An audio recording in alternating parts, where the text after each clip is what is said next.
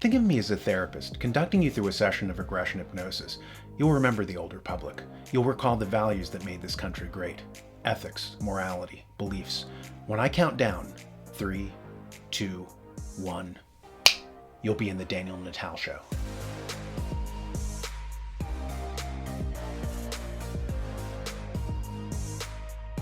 We just had Labor Day at the beginning of the week.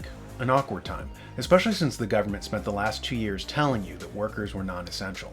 Of course, government bureaucrats claimed that they were essential and never missed a paycheck. But a new study out by Iceland belies that contention. In the article, Icelandic study suggests government workers are unnecessary. We read, following long-standing calls from grassroots organizations and unions, activists convinced the city of Reykjavik to begin trials with 66 people in select offices, measuring performance against a control.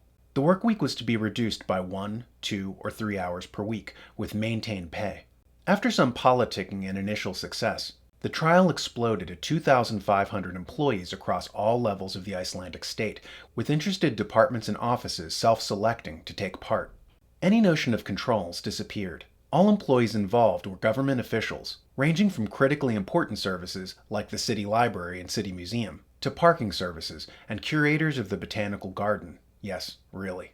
Among those with the greatest reduction in work, 4 hours per week, we find the police department in Westfjord, which recently made headlines for chasing rumors of a stray polar bear, a remote mountainous area of 7,000 inhabitants and a grand total of 22 officers.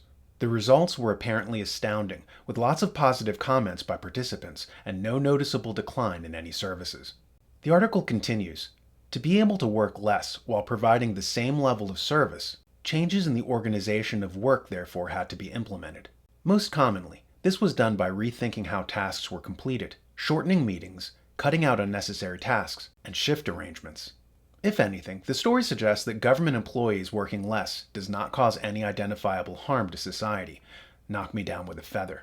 You mean to say that government employees, the masters of needless paper pushing and wholly inessential government services, could work less and nothing seems to have happened to their already questionably measured output?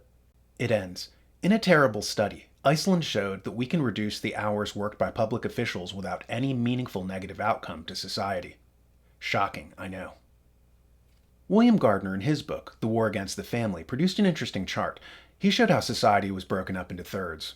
1/3 of society was productive. That is to say, they made things. Cars, paper towels, bowling balls, and so forth. The other third of society was unproductive. Now, between the productive and the unproductive, a new class grew up, namely, bureaucrats, like social workers who existed to transfer tax money from the productive to the unproductive and who also would get a cut themselves of the transfer payments. This new class is now at about 1/3 of the society. So what you have now are 2/3 of society being unproductive and living off the net revenues of the dwindling productive class. This new class of middlemen are basically displacing what we used to call the middle class, as that shrinks due to people being taxed into poverty due to our great new social welfare system. Nobody has to search far for fake philanthropy, like so-called charities, where the CEO makes $1 million a year and where less than 5% of the donations go to the putative cause. 95% goes to the bureaucrats themselves, who claim to administer the charity. See how that works? None other than Mark Zuckerberg himself got a lesson in fake philanthropy when he donated $100 million to help rehabilitate the failing Newark school system, and every cent that he gave was sucked up by the bureaucrats, with not a single cent making it to the teachers or students. The administrators took the money and voted themselves fat raises. The New Yorker did a piece on it entitled Schooled. Cory Booker, Chris Christie, and Mark Zuckerberg had a plan to reform Newark schools. They got an education. Of course, the only way to actually alleviate poverty is to get productivity up. Adam Smith in The Wealth of Nations talks about this in 1776. The net revenues of any society, he says, are generated by the productive class. The non-productive people live parasitically off the money generated by this class. And it isn't just the poor who Smith classes as the unproductive. He lists several professions as unproductive. For instance, lawyers, actors, soldiers, and so forth.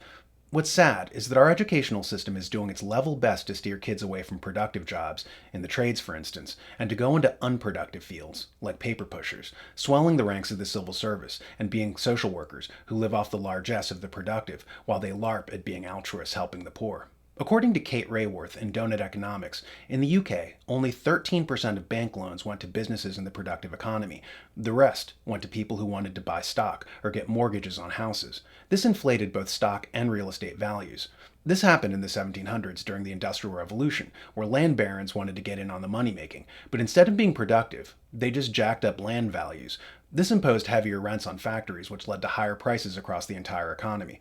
Remember, one of the main three components of prices are the cost of rent, the other two being the cost of labor and the cost of industrial equipment.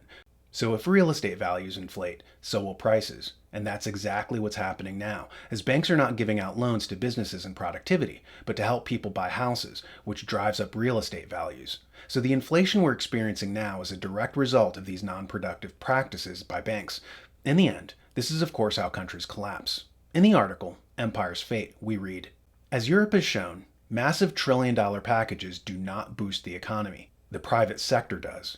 Governments cannot channel capital efficiently. Instead, they fund zombie companies, unproductive sectors, and political cronies.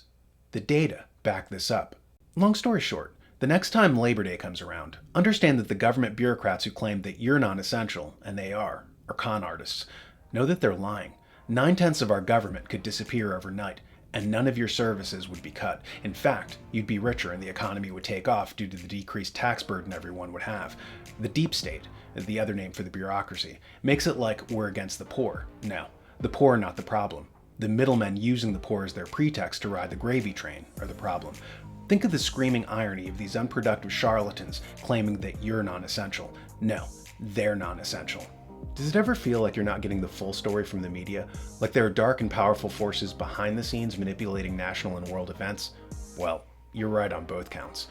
To get the full story, every time, check out Behind the Deep State, hosted by Alex Newman from The New American.